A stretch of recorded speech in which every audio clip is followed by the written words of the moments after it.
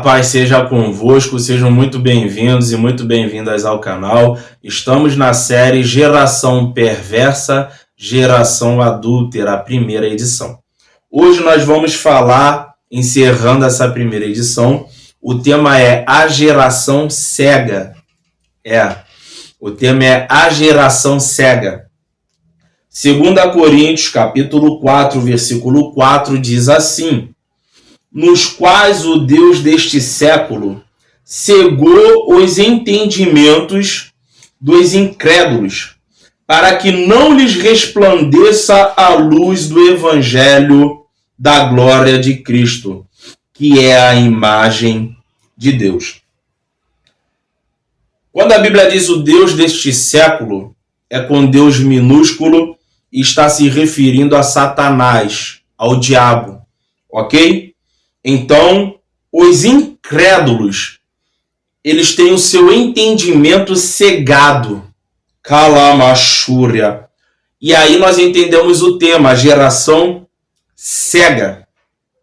Mateus capítulo 13, versículo 13, diz assim: por isso lhes falo por parábolas, porque eles vendo, não veem, eles ouvindo, não ouvem, nem compreendem. Porque as coisas espirituais, elas se discernem espiritualmente. A Bíblia faz menção do homem carnal, natural e espiritual. Então, ainda que você não seja um homem ou uma mulher carnal, que tem uma vida sem moral, né, quebrando moral, valores, princípios éticos que são comuns para a sociedade como um todo, independente de religião, existem determinados comportamentos e atitudes que pessoas vão olhar e vão dizer: isso é imoral, isso é antiético, essa pessoa não tem princípios, essa pessoa não carrega valores consigo. Calamachúria. Então, ainda que você não seja esse tipo de pessoa, seja uma pessoa natural, a Bíblia fala sobre o espiritual e o natural. Ainda que você seja natural, uma pessoa natural, muito inteligente, estudioso, estudiosa, você será incapaz de discernir aquilo que é espiritual, de compreender o que é espiritual de forma natural. No livro de Coríntios, a Bíblia vai se aprofundando e falando um pouco mais sobre isso. Por este motivo, a geração cega. Então, para a luz do evangelho resplandecer e você não fazer parte da geração cega, você precisa o quê? Se tornar ou caminhar em direção àquele e àquela que se torna um homem espiritual, uma mulher espiritual. Caso ao contrário, você estará cego espiritualmente, totalmente fechado e fechada no seu próprio conhecimento. Não importa o grau e o nível do conhecimento que seja. O seu entendimento estará fechado para si mesmo, para si mesma. Ok? Primeira verdade. Todo conhecimento vem de Deus, tá? Eu gosto muito de usar a seguinte expressão: toda a ciência que o ser humano estuda vem de Deus.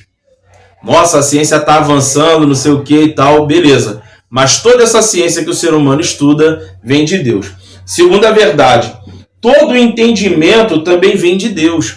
Eu gosto muito daquele versículo, Jesus ressuscitado, não me lembro em qual dos evangelhos mas é em um dos evangelhos lá para o finalzinho. Há um versículo que vai dizer assim, e abriu-lhes Deus o entendimento. E ali eles começaram a ter clareza de muitas coisas que Jesus veio falando, e eles não compreendem. Algumas coisas Jesus esclarece no particular, mas ainda assim fica, como que eu posso dizer, indícios e fragmentos, mas eles não têm clareza do que de fato é. Então, em um momento, quando Jesus ressuscitado, antes dele ascender aos céus, a Bíblia vai liberar este versículo: e abriu-lhe Deus o entendimento dos discípulos.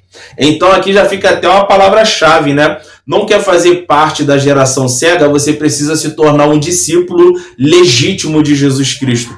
Você precisa se tornar uma discípula legítima de Jesus Cristo, porque aí no tempo determinado do Senhor, Ele lhe abrirá o entendimento, ok?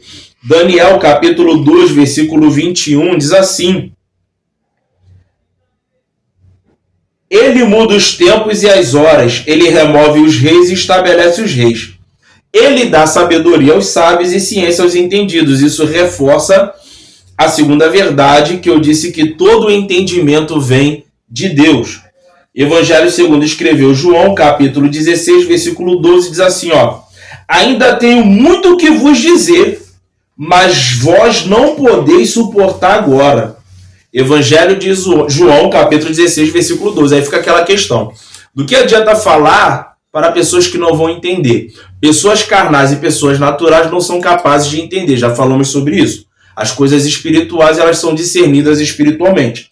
Esse é o primeiro ponto. Segundo ponto, olha só o que Jesus está dizendo. Eu ainda tenho muito que vos dizer, mas vós não podeis suportar agora. Ou seja, Jesus está dizendo, eu ainda tenho muita coisa para falar, eu ainda tenho muita coisa para dizer, mas a sua mente, a mente de vocês, não estão preparadas para suportar e comportar aquilo que eu tenho a dizer. Aí quando a gente vai em Romanos capítulo 12, começa a fazer um pouco mais de sentido. Aquela palavra que diz, cada um saiba o que lhe convém saber. O que lhe convém saber? O que lhe convém saber? O que se passou na tua vida no passado, o que se passou na tua vida no futuro, o que é daqui uma semana, daqui 2 meses, daqui 1 ano. Deus já falou contigo através de uma profecia, através de um sonho profético, ou diretamente por intermédio da palavra. O que te convém saber? Até onde te convém saber? Até onde a sua mente suporta? É exatamente a mensagem de Romanos capítulo 12. Cada um saiba a medida da fé que lhe foi dada. E isso está 100% ligado à estrutura. Se não fosse assim, nós não teríamos tantas pessoas dentro de um manicômio que, se você botar a mão e orar, essa pessoa vai sair de lá, porque ela não está em uma doença física, está em uma doença espiritual. Então, quando você brinca com as coisas santas, ou procura tentar dar uma definição para aquilo que é mistério, para aquilo que só Deus sabe e não revelou aos homens, a nós, a criatura, porque Ele é o Criador, geralmente, não é uma regra de 100%, mas geralmente é o período que começa a aparecer problemas relacionados à mente, no que tange à razão, ok?